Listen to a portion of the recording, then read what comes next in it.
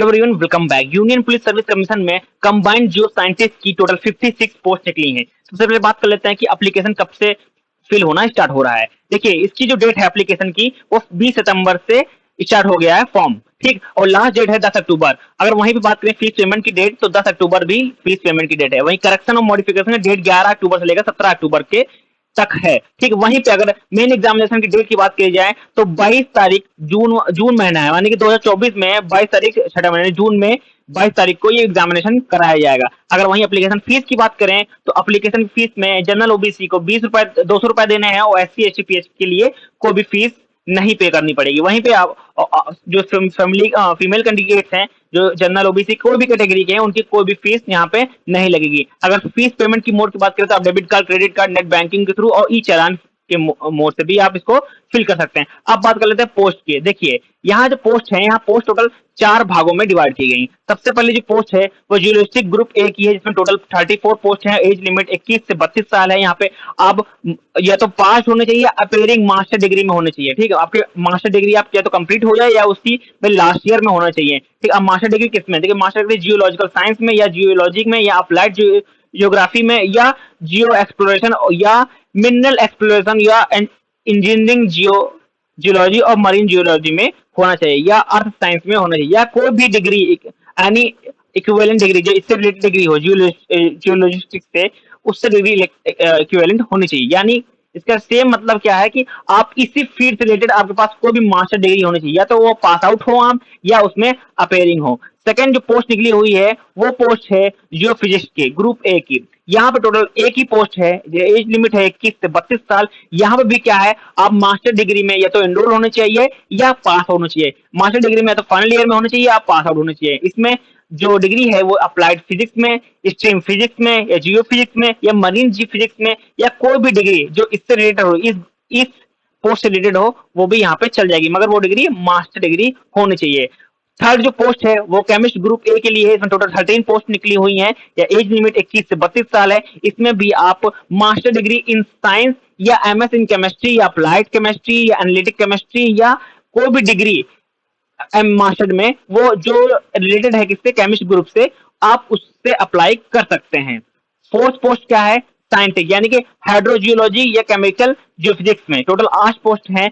Age limit 21 से 32 साल है। आप या फाइनल ईयर में होने चाहिए या मास्टर डिग्री में पास आउट होने चाहिए। अगर डिग्री की बात करें तो जियोलॉजी में या अप्लाइड जियोलॉजी में या मरीन जियोलॉजी में या कोई भी डिग्री जो इस पोस्ट रिलेटेड हो, वो डिग्री भी आप यहाँ पे लगा सकते हैं इस पोस्ट के लिए। चलिए अब आगे बात करते हैं कि कैसे इस फॉर्म को फिल किया जाए। इस फॉर्म की जो एप्लीकेशन जो बिगिनिंग डेट है 20 सितंबर है, लास्ट डेट अक्टूबर है, ठीक। आप एप्लीकेशन फिल कर सकते हैं। आपके जो अगर कोई करेक्शन आता है, कोई मॉडिफिकेशन करना हो, तो आप 11 अक्टूबर से लेकर 17 अक्टूबर के बीच में यहाँ पे कर सकते हैं। एलिजिबिलिटी क्राइटेरिया, आपके पास सारे डॉक्यूमेंट्स होने चाहिए, आप एलिजिबल होने चाहिए। आपकी जो मिनिमम एज होनी चाहिए 21 साल और मैक्सिमम में जो एज होनी चाहिए 32 साल, ठीक।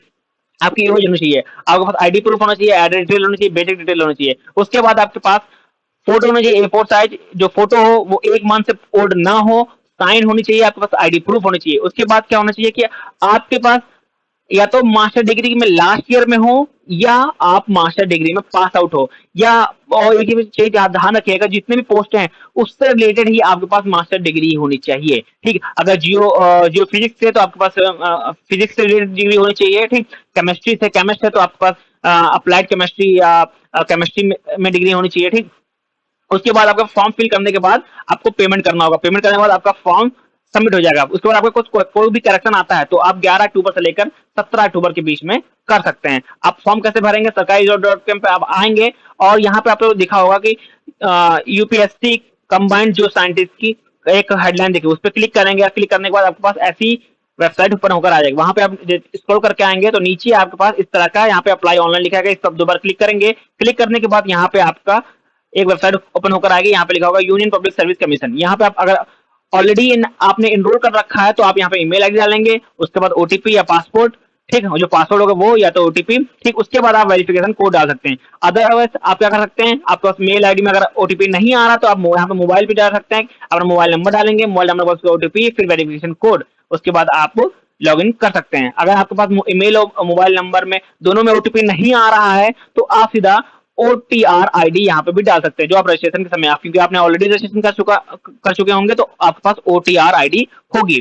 ठीक, उसके बाद आपने अगर रजिस्ट्रेशन नहीं किया है तो आप यहाँ पे देख सकते हैं कि रजिस्ट्रेशन का लिख के आ रहा है लिंक, यहाँ पे क्लिक करेंगे, यहाँ पे आप देख रहे हैं कैसे कैसे यहाँ पे रजिस्ट्रेशन कर सकते हैं। ठीक, आप यहाँ पे आएंगे, ठीक, कैसे कैसे रजिस्ट्रेशन होगा, आप यहाँ से रजिस्ट्रेशन कर सकते हैं। कैसे, यहाँ पे देखिए रजिस्ट्रेशन के बारे में पढ़ सकते हैं कि आपको क्या चाहिए, कि आपको name verification, full name, gender, date of birth, father name, mother name, native क्या है, आपके पास मोबाइल नंबर होना चाहिए, ईमेल एड्रेस होनी चाहिए और बोर्ड एग्जामिनेशन जो 10th की होनी चाहिए। ठीक, उसके बाद आपके पास ये सब है तो आप यहाँ पे न्यू रजिस्ट्रेशन पे क्लिक करिए। न्यू रजिस्ट्रेशन के बाद आप यहाँ पे फॉर्म फिल करके आप यहाँ पे रजिस्ट्रेशन रजिस्टर हो जाएंगे। रजिस्टर होने के बाद आपको मिलेगा OTI ID। ठीक, जो मैंने अभी बाद में अभी कहा मैंने कि आपके पास OTI जो आईडी होगी, ठीक, वो आपको यहाँ पे मिल जाएगी।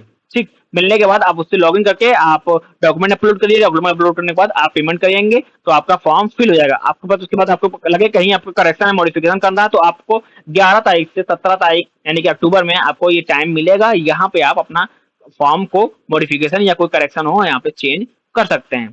Thank you everyone.